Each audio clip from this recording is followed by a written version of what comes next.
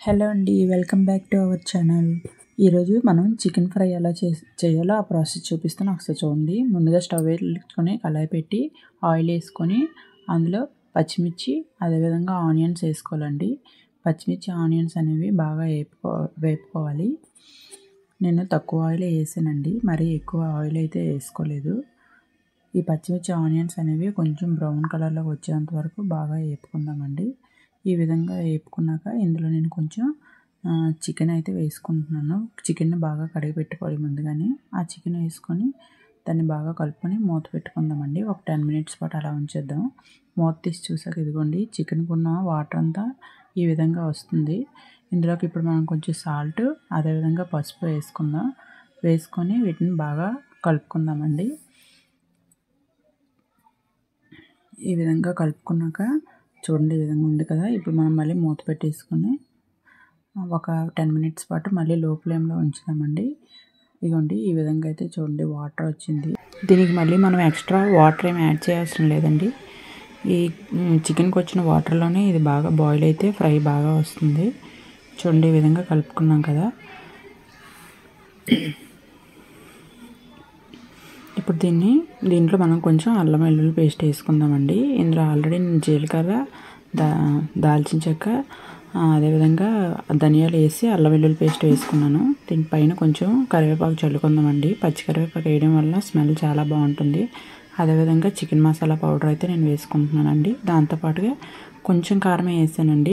మీకు కారం కావాలంటే కొంచెం ఎక్స్ట్రాగా యాడ్ చేసుకోవచ్చు. మా పిల్లలు కారం కొంచెం తక్కువగా తింటారు, అందుకే నేను కారం కొంచెం తగ్గించి వంటల్లో వేసుకుంటాను. ఇవ్వండి ఈ విధంగా ఆల్మోస్ట్ చికెన్కి ఉన్న వాటర్ అంతా అయిపోయింది, ఇంకిపోయింది. అంటే 50% చికెన్ ఉడికిపోయినట్టే. ఇప్పుడు దీన్ని బాగా కలుపుకున్నాం కదా. ఇప్పుడు నేను ఇందులో అయితే ఒక టమాటానే మిక్సీ వేసానండి. ఆ పేస్ట్ని అయితే వేసుకుంటున్నాను. మరీ ఎక్కువ పేస్ట్ అయితే వేయొద్దు, మళ్ళీ గ్రేవీలా వచ్చేస్తుంది. పేస్ట్ ఒక టమాటా అయితే సరిపోతుందండి. టేస్ట్ బాగుంటుందని వేసాను. స్కిప్ చేయొచ్చు, పర్లేదు, అలా అయినా బాగానే ఉంటుంది. దీన్ని ఇప్పుడు మనం మళ్ళీ బాగా కలుపుకుందామండి. చూడండి ఆల్మోస్ట్ చికెన్ అయితే రెడీ అవుతుంది. ఇదిగోండి బాగా కలుపుకున్న తర్వాత ఇప్పుడు మేము దాన్ని ఒకసారి మూత పెట్టుకుందాం. మూత పెట్టి తీసాక ఇదిగోండి ఈ విధంగా మూత పెట్టి 10 మినిట్స్ నుంచి తీసాక ఇదిగోండి ఈ విధంగా 75% అయితే చికెన్ రెడీ అయింది. ఇప్పుడు దీన్ని బాగా కలిపి మనం ఒక 10 మినిట్స్ పాటు మళ్ళీ మూత పెట్టేసి ఉంచేద్దామండి. ఇది కలుపుతూ ఉండాలండి, లేదంటే అడుగంటుకుపోతుంది.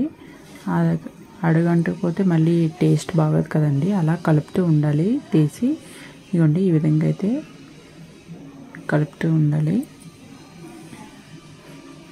ఇప్పుడు ఒకసారి మనం మూత పెట్టుకుందామండి. ఆవిరిలో చికెన్ బాగా ఉడుకుతుందో అందుకే మూత పెడుతున్నాను. ఇదిగోండి ఈ విధంగా మూత తీసి చూసాక చికెన్ ఫ్రై రెడీ అవుతుంది. దీన్ని మనం బాగా కలుపుకుందామండి. అడగంటకుండా బాగా కలుపుకోవాలి. చికెన్ ఫ్రై అనేది అడగంటితే మళ్ళీ టేస్ట్ బాగోదు కదా. మళ్ళీ ఒకసారి మూత పెడదాం.